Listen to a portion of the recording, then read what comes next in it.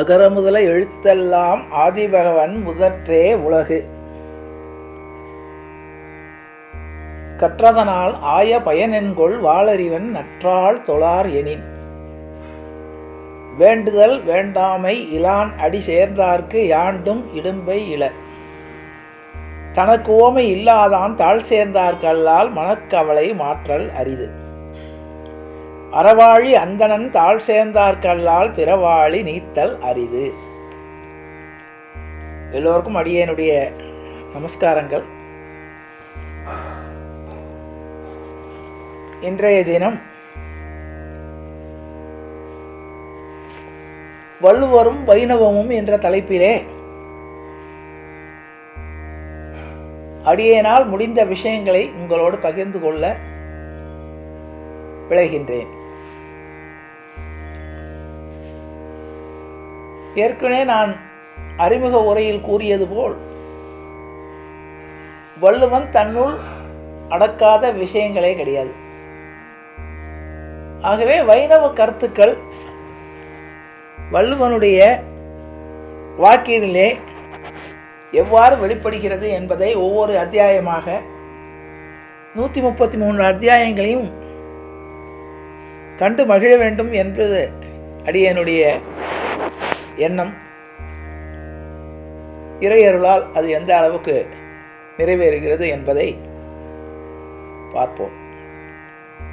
முதலாவதாக வைணவத்தினுடைய அடிப்படை கோட்பாடு சரணாகதி. இதற்கு உதாரணமாக ஒரு சில வைணவ காப்பியங்களில் இருந்து சொல்லி அதை திருக்குறளனுடைய கடவுள் வாழ்த்தோடு ஒப்பிட்டு நாம் பார்க்கலாம். முதலாவதாக கம்பநாட்டாழ்வார் கம்பராமாயணத்தை எழுத துவங்கியவுடன் முதலாக இறைவணக்கமாக முதல் பாடல் உலகம் யாவையும் தாம் உளவாக்களும் நிலை பெறுத்தலும் நீக்கலும் நீங்களா அழகிலா விளையாட்டுடையாரவர் தலைவர் அன்னவர்க்கே சரண் நாங்களே. அப்போ பகவானுடைய குவாலிஃபிகேஷனை சொல்லும்போது சொல்கிறார், உலகம் யாவையும் தாம் உளவாக்கலும் நிலை பெறுத்தலும் நீக்கலும் நீங்களா. பகவானுடைய வேலை என்ன, குவாலிஃபிகேஷன் என்ன? அப்படிப்பட்ட இறைவனை நாங்கள் சரணடைந்து இந்த காவியத்தை துவங்குகிறோம் என்று ராமாயணத்தை துவங்குகிறார். ராமாயணம் முழுக்க சரணாகதி காவியம்தான். சுகிரீவன் சரணாகதி, விபீஷணன் சரணாகதி, அவ்வாறு ராமாயணம் முழுக்க சொல்லப்படும் போது சரணாகதி காவியம். அடுத்ததாக நம்மாழ்வார் தன்னுடைய பாசுரத்தில் சொல்லும்போது சொல்றார், உயர்வர உயர் நலம் உடையவன் எவனவன் மயர்வர மதிநலம் அருளினன் எவனவன் அயர்வரும் அமரர்கள் அதிபதி எவனவன் துயர் அரு சுடரடி தொழுதழு மனமே. நம்ம காலம்பரை எந்திருக்கும் போது அவர் பகவானுடைய பேரை சொல்லலை. உயர்வர உயர்நலம் உடையவன் எவனவன், உயர்ந்த நலம் உடையவன் எவன். மயர்வர மதிநலம் அருளினன் எவனவன், எந்த வகையான சந்தேகம் இல்லாமல் நமக்கு அறிவை கொடுக்கக்கூடியவன் யார். அடுத்தது அயர் வரும் அமரர்கள் அதிபதி எவனவன், ஓய்வில்லாத தொடர்ந்து உழைக்கக்கூடிய 33 கோடி தேவர்களை வைத்துக்கொண்டு 24 மணி நேரமும் வேலை வாங்கக்கூடிய அயர் வரும் அமரர்கள் அதிபதி. அப்படிப்பட்டவனுக்கு அதிபதி எவனவன், துயர் அரு சுடரடி தொழுதழுமை, அவன்தான் நம்முடைய துயரங்களை அறுக்கக்கூடியவன், அவனுடைய திருவடியை தொழுது எழ வேண்டும். இந்த பாசத்தை நல்லா ஞாபகிச்சுங்க. இதை வள்ளுவன் இதே வாக்கியத்தை எப்படி கையாளுறான்ங்கிறது பின்னால் பார்ப்போம். அடுத்த நாச்சியார் ஆரம்பிக்கிறார் திருப்பாவையில், மார்கழி திங்கள் மது நிறைந்த நன்னாளால் நீராட போதுமீர் போதுமீனோ நேரழியீர் சீர்மல்கும் மாய்பாடி செல்வச் சிறுமீர்கள் கூர்வேல் கொடுந்தொழில் நந்தகோபன் குமரன் ஏறார்ந்த கண்ணி யசோத இளஞ்சிங்கம் கார்மேனி செங்கன் கதிர்மதியம் போல்முகத்தான் நாராயணனே நமக்கே பறை தருவான். பாரோர் புகழ படிந்தேயோ ரெம்பாவாய். இந்த 3 பாசுரம் 3 வகையான பெரியோர்களுடைய கருத்தை எடுத்துக்கொண்டு அப்படியே இப்போ திருக்குறளுக்கு போவோம். திருக்குறளில் உயர்வர உயர்நலம் உடையவன் எவனவன் சொன்னார் இல்லையா, அதை என்ன சொல்கிறாருன்னா வள்ளுவன் ஆரம்பிக்கும் போது அகர முதல எழுத்தெல்லாம் ஆதிபகவன் முதற்றே உலகு. எப்படி அகரம் என்பது எல்லா வகையான மொழிகளிலும் எல்லா வகையான எழுத்துருவத்திலும் அகரம் எப்பொழுது முன்னின்று நிற்கிறதோ அதே போன்று இந்த உலகத்துக்கு முதல்வனாக உள்ள ஆதி பகவனை வைத்தே தான் இந்த உலகம் துவங்குகிறது. அடுத்தது இங்க இப்ப முதல் பாசத்தை சொல்லிட்டு அடுத்தாப்புல 2வது பாடல்ல திருவடியுடைய பயனை பற்றி சொல்றார். கற்றதனால் ஆய பயன் என்கொள் வாளறிவன் நற்றால் தொழார் எனின். நீ என்ன படித்திருந்தாலும் எத்தனை விஷயங்கள் தெரிந்திருந்தாலும் நீ இறைவனுடைய திருவடியை தொழாவிட்டால் நீ படித்ததன் பயனில்லை. அப்ப திருவடியுடைய பெருமையை ஒரே 1.25 அடியில் சொல்றார். எனக்கு நிறைய படிச்சிருக்கேன், நிறைய பட்டம் வாங்கியிருக்கேன், விஞ்ஞானத்தில் எனக்கு சந்திர மண்டலத்துக்கு ராக்கெட் விட போகிறேன், எல்லாம் தெரிந்திருந்து என்று சொன்னால் கூட அதெல்லாம் எனக்கு பயன் தராது. இறைவனுடைய திருவடியை தொழாவிட்டால் நீ கற்ற கல்வி உனக்கு பயன் தராது. இது 2வது பாடலில் சொல்கிறார். 3வது பாடலில் மிக அருமையாக சொல்கிறார். இந்த உலகத்தில் யார் வாழ்கிறார்கள், இந்த உலகத்தில் மறைந்த பின்னும் அவர் புகழ் யாருடைய புகழ் பாடப்படும், யாருடைய புகழ் பேசப்படும்னா மலர்மிசை ஏகினான் மானடி சேர்ந்தார் நிலமிசை நீடு வாழ்வார். இந்த பூமியில் யார் நீண்ட காலம் வாழ்கிறார்கள், அதாவது அவர் இந்த பூத உடலை விட்டு போன பின்னும் அவரை பற்றி பேசப்படும், அவரை பற்றி நினைக்கப்படும் என்றால் யார் என்றால் மலர்மிசை ஏகினான் மான் அடி சேர்ந்தார். மலர்மிசை ஏகினான்னா திருவடி தாமரைகள் சொல்றான். பெருமாளுடைய திருவடிகளை தாமரைக்கு ஒப்புட சொல்லுவான். மலர்மிசை ஏகினான் மான் அடி சேர்ந்தார். அவனுடைய திருவடியை சேர்ந்தவர்கள், அவருடைய திருவடியை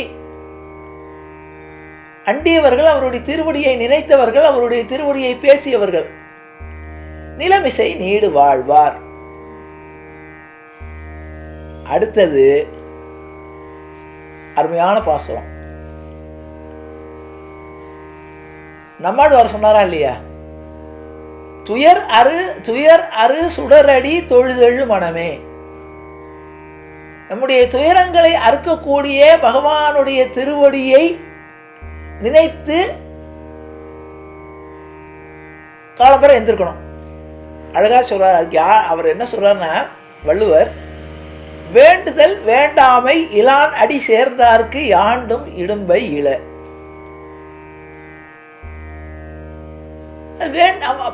பகவானை பொறுத்தவரை இவன் வேண்டியவன் இவன் வேண்டாதவன் கிடையாது. எல்லாருக்கும் அவன் சமமாக தான் நீதி கொடுக்குறான், நம்முடைய கர்மாக்களுக்கு தகுந்த மாதிரி பலன் கொடுக்குறான்.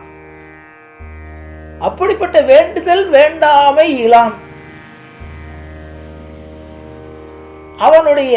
அப்படிப்பட்ட அவனுடைய திருவடியை நினைப்பவர்க்கு யாண்டும் இடும்பை இழ. எப்பொழுது எந்த காலத்திலும் அவருக்கு துன்பம் இருக்காது. அடுத்தது பொறிவாயில் ஐந்தவித்தான் பொய்தீர் ஒழுக்கம் நெறி நின்றார் நீடு வாழ்வார். இந்த 5 புலன்களையும் அடக்கி இறைவனுடைய திருவடியை நினைத்து ஒழுக்கத்தோடு வாழ்பவர்கள் இந்த பூமியில நீடு வாழ்வார்கள்.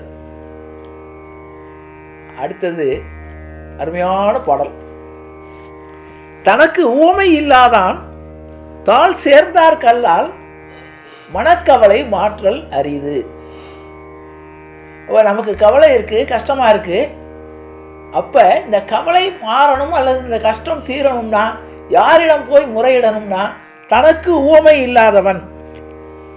அதான் சொல்றார், உயர்வர உயர்நலம் உடையவன் எவனவன் அப்படின்னு சொல்லி ஆரம்பிச்சுட்டு துயர் அரு சுடரடி தொழுதெழு மனமேனர். அவன்தான் நம்முடைய துயரங்களை அறுக்கக்கூடியவன், நம்முடைய துயரங்களுக்கு வழிகாட்டக்கூடியவன், அதை நிவர்த்தி செய்யக்கூடியவன் அப்படின்னு சொன்னார். அதை அழகா சொன்னார். தனக்கு உவமை இல்லாதான் தாள் சேர்ந்தார் கல்லால்.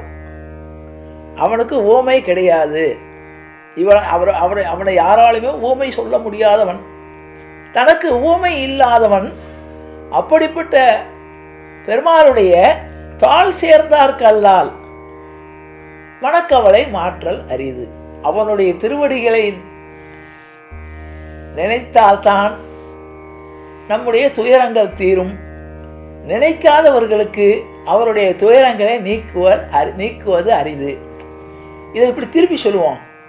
தனக்கு ஊமை இல்லாதார் தாள் சேர்ந்தவர்க்கெல்லாம் மனக்கவலை மாற்றல் எளிது. எப்படி? தனக்கு ஊமையில்லாதவருடைய திருவடியை சேர்ந்தவர்களுக்கெல்லாம் மனக்கவலையை மாற்றுதல் என்பது எளிதாகிவிடும். அடுத்தது, அறவாளி அந்தணன் தாள் சேர்ந்தார் கல்லால் பிறவாளி நீத்தல் அரிது. நம்ம சம்பிரதாயத்தில் சொல்லும்போது சொல்லுவோம், பிறவி பெருங்கடல்வோம். இந்த பிறவியானது பெரிய கடல். இதில் நம்முடைய மனமானது ஒரு அந்த கடலினுடைய அலைகளிலே இன்ப துன்பங்கள்ங்கிற அந்த மாற்றி மாற்றி அலைகளில் சஞ்சலப்பட்டு அதில் அலைந்து கொண்டு இருக்கும். இதில் நீந்தி கரை சேரணும்னா நமக்கு ஒரு துடுப்பு வேணும், ஏதாவது ஒரு பற்றுக்கோள் வேணும். அது யாருன்னா இறைவன் திருவடி. அதுதான் சொல்றார், அறவாளி அந்தணன் தாள் சேர்ந்தார் கல்லால் பிறவாளி நீத்தல் அரிது. இந்த பிறவி பெருங்கடலில் இருந்து பின்னால் அடுத்ததும் சொல்லுவார் அவர். இந்த பிறவி பெருங்கடலிலிருந்து நாம் மீண்டு வர வேண்டும் என்றால் அந்த இறைவனுடைய திருவடியை பற்ற வேண்டும். இத அழகா ஒவ்வொருத்தரும் ஒவ்வொரு சொல்ற. நாராயணனே நமக்கே பறை தருவான் பாரோர் புகழ படிந்தேலோர் எம்பாவாய். நாச்சியார் சொல்லுவார். நாராயணனே, நாராயணன்னு சொல்லலை, நாராயணனே. அடுத்தது நமக்கே. எவ்வளவு எளிமையான ஒன்றும் தெரியாத சாதாரணமான நமக்கு கூட நாராயணனே நமக்கே பறை தருவான். நமக்கு இதிலேருந்து இந்த சம்சார பந்தத்திலேருந்து இந்த பிறவியாகிய இந்த துன்பத்திலிருந்து விடுதலை தருவான், வீட்டுப்பேறு தருவான், நல்ல கதி தருவான். அப்படிப்பட்ட அறவாளி அந்தணன்னர். அறக்கடவுளான அந்தணன்ன ஒரு ஜாதியோ இதையோ குறிக்கிறது இல்லை, உயர்ந்தவன் அர்த்தம். அறக்கடலான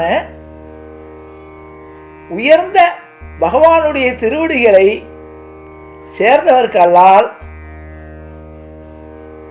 மற்ற இன்பம் பொருள் ஆகிய இந்த மாதிரி வரக்கூடிய 3 வகையான நம்முடைய ஆசைகள்,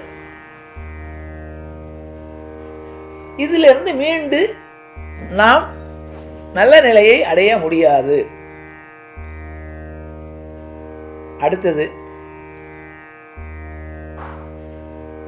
கோளில் பொறியில் குணமிலே என் குலத்தான் தாளை வணங்கா தலை. பகவானுக்கு 8 வகையான குணம் உண்டு. செவலப்பியம், காருண்யம், சௌசீல்யம், அவருக்கு பல வகையான சிறப்பான குணங்களாக சொல்வார்கள். சிறப்பான குணங்கள் என்றால் எளிமைத்துவம். பகவான் கண்ணினொன் சிறுத்தாபினால் கட்டுண்ண பண்ணிய பெருமாயன். அவன் ஓங்கி உலகளந்த உத்தமனாக இருப்பான். அதே நேரத்தில் அன்பாக ஒருத்த அவனும் அன்பும் பக்தியும் கொண்டால் அவனுக்கு கட்டுப்பட்டவனாக எளிமையானவனாக இருப்பான். அழகாக கம்பநாட்டாழ்வார் சொல்லும்போது சொல்லுவார், மூமையும் மூலமும் நடுவும் ஈரும் இல்லதோர் உம்மைத்தாயே காலமும் கணக்கும் நீத்த காரணன் கைவில் ஏந்தி தூளமும் திகிரி சங்கும் துறந்துங்கு அயோத்தி வந்தான். இந்த பகவான் எந்த உருவத்தில் வருவான், எப்படி வருவான்னு தெரியாது. அது அழகாக சொல்லுவான். இந்த ராமனாக வந்திருக்கானே, சாதாரண ஆள் மனுஷன்னு நினச்சிக்காத, மனித உடம்போடு இருக்கான்னு. இவனுக்கு மூலமும் நடுவும் ஈரும் இல்லதோர் உமைத்தாய காலமும் கணக்கும் நீத்த காரணன். இவனுக்கு ஆதி கிடையாது, முடிவு கிடையாது, நடுவு கிடையாது. மூலமும் நடுவும் ஈரும் இல்லதோர் உமைத்தாய. இவனுக்கு காலமும் கிடையாது, கணக்கும் கிடையாது. இவன் எந்த காலம் இருப்பான், நிகழ்காலம், இறந்த காலம், கடந்த காலம்ங்கிற காலத்தை கடந்து நிற்பவன். காலமும் இவனுக்கு கணக்கும் கிடையாது. எத்தனை வருஷம் வாழ்வான், எத்தனை வருஷம்னு நமக்கெல்லாம் date of birth, date of death உண்டு. அவனுக்கு பகவானுக்கு காலமும் கிடையாது, கணக்கும் கிடையாது. நாம் சந்தோஷத்துக்காக கொண்டாடுறோம், எத்தனை வருஷம்னு தெரியாது. காலமும் கணக்கும் நீத்த காரணன் கைவில் ஏந்தி தூளமும் திகிரி சங்கும் துறந்துங்க அயோத்தி வந்தான்னு சொல்லுவான். அதனால அப்படிப்பட்ட கோளிர் பொறியில் குணமிலவே என் குணத்தான், அந்த 8 வகையான சிறப்பான குணங்களை உடைய அந்த பகவானுடைய தாளை வணங்கா தலை, அவனுடைய திருவடிகளை வணங்காவிட்டால் அது என்ன பிரயோஜனம்? இந்த தலை இருந்து பிரயோஜனம் இல்லை. அடுத்தது நான் நிறைவான இது, பிறவி பெருங்கடல் நீந்துவர் நீந்தார் இறைவன் அடி சேராதார். ஏற்கனவே சொன்னதுதான். அறவாளி அந்தனன் தாழ் சேர்ந்தார் கல்லால் பிறவாளி நீத்தல் அரிது அப்படின்னு சொன்னாரா இல்லையா? அதே வார்த்தையை இங்கே பிறவியை பெருங்கடல். இந்த பிறவிங்கிறது சம்சார சாகரம். அந்த சாகரத்தில் நம்ம வந்தாச்சு.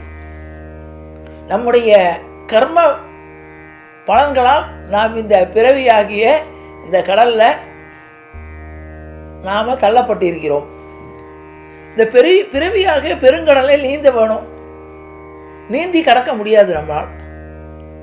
அப்போ என்ன பண்ணணும்? ஏதாவது ஒரு துடுப்பு, ஏதாவது ஒரு மிதந்து வரக்கூடிய ஒரு கட்டையை பிடித்து கொண்டால் நம்ம நீந்தவே வேண்டாம், அதுவே நம்மை கரை சேர்த்து விடும். அந்த பிறவியில இருந்து அந்த கடலில் வரக்கூடிய அலை நம்மை அந்த பற்றுக்கோளாக ஒரு துடுப்பை பிடித்து கொண்டால் அது நம்மை அதுவே பத்திரமா கரை சேர்த்துரும். நாம் ஒன்றும் பெரும் முயற்சி எடுக்க வேண்டாம். அதைத்தான் அழகா சொல்றார், பிறவி பெருங்கடல் நீந்துவர். எவ்வளவு பெரிய சமுத்திரமாக இருந்தாலும், எத்தனை இன்ப துன்பங்களாக இருந்தாலும், எத்தனை பிரச்சனைகளாக இருந்தாலும் இதை நீந்தி கரையேற முடியும். இந்த பிறவியிலிருந்து எப்போ முடியும்? பிறவி பெருங்கடல் நீந்துவர் அப்படின்னு சொல்றார். நீந்தார் இறைவன் அடி சேராதார். இறைவனுடைய திருவடியை நாடாதவர்கள் அல்லது சேராதவர்கள் நீந்தி கரையேற முடியாது. திரும்ப திரும்ப இந்த சம்சார சாகரத்திலே உழன்று கொண்டு இன்ப துன்பங்களிலும்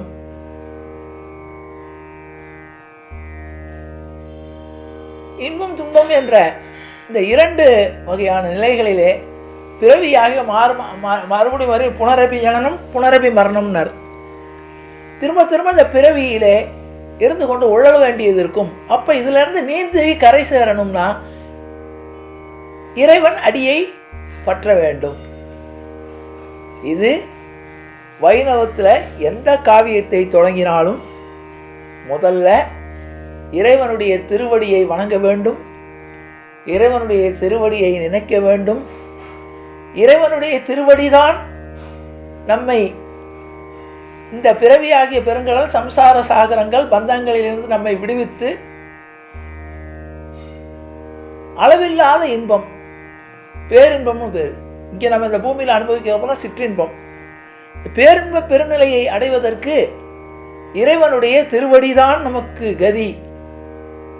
அதான் கிருஷ்ணன் பகவத்கீதையில் சொல்லும்போது சொன்னான், எல்லா வகையான தர்மங்களையும் கேட்டுட்டான் அர்ஜுனன். கடைசியில் கேட்டான், எனக்கு பல வகையான மார்க்கங்களை சொன்னேன், ஞான யோகம், பக்தி யோகம், கர்ம யோகம், எல்லா வகையான யோகங்களையும் சொன்னேன், எனக்கு எதை கடைப்பிடிக்கிறதுன்னு தெரியல. அப்போ சொன்னான், சர்வதர்மான் பரித்யக்ஷம் ஆயேகம் சரணம் புரஜ. நீ எல்லா தர்மங்களையும் விட்டு விட்டு என்னை சரணாகதி பண்ணினால் நான் உனக்கு வழிகாட்டுவேன். கடைசியில் நம்முடைய காவியங்களிலும் புராணங்களிலும் பார்த்தா பகவானுடைய திருவடியை பற்றி கடவுளையே தஞ்சமாக அடைந்தவர்கள் எல்லோரும் இன்றும் பேசப்படுகிறார்கள், இன்றும் வாழ்ந்து கொண்டிருக்கிறார்கள். அவர்கள் நிலைபெற்றவர்களாக இருக்கிறார்கள் என்பதை கூறி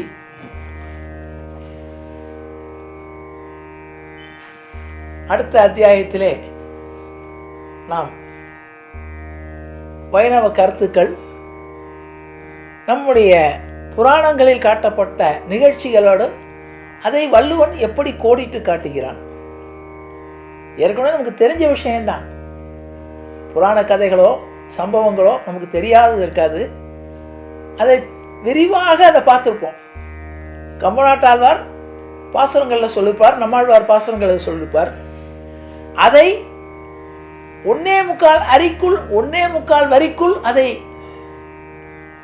எவ்வாறு வள்ளுவர் அடக்கி இருக்கிறார், அது எவ்வாறு நமக்கு அந்த நிகழ்வுகளை நினைவூட்டுகிறது என்பதை நாம் அடுத்தடுத்த பகுதிகளில் ஒவ்வொரு அத்தியாயத்திலே உள்ள நம்முடைய வைணவ கருத்துக்களோடு, வைணவ சம்பிரதாய கருத்துக்களோடு, வைணவத்துடைய காவியங்களினுடைய நிகழ்ச்சிகளோடு ஒப்பிட்டு நாம்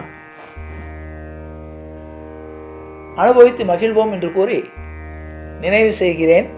ஜானகி காந்தஸ்மரணே. ஜெய் ஜெய ராம ராம். சத்குரு மகாராஜ் கி ஜெய். ஆஞ்சநேய மூர்த்தி கி ஜெய். அறியாத பிள்ளைகளோம் அன்பினால் உந்தன்னை சிறுபேரழைத்தனும் சீர் ஏறலாத இறைவாணி இதாராய் பறையலோரம்பாவாய் இற்றைக்கும் ஏழேல் பிறவிக்கும் முந்தன்னோடு உற்றோமே ஆவோம். உனக்கே நாம் ஆட்செய்வோம். மற்ற நம் காமங்கள் மாற்றியலோரம்பாவாய் செங்கத் திருமுகத்து செல்வத் திருமாலால் எங்கும் திருவருள் பற்றி இன்பூர்வ ரம்பாவாய். ஹரே ராம ராம ராம ஹரே ஹரே. ஹரே கிருஷ்ண கிருஷ்ண கிருஷ்ண ஹரே ஹரே. கோவிந்த ராம சங்கீர்த்தனம். கோவிந்தா ஹரி கோவிந்தா.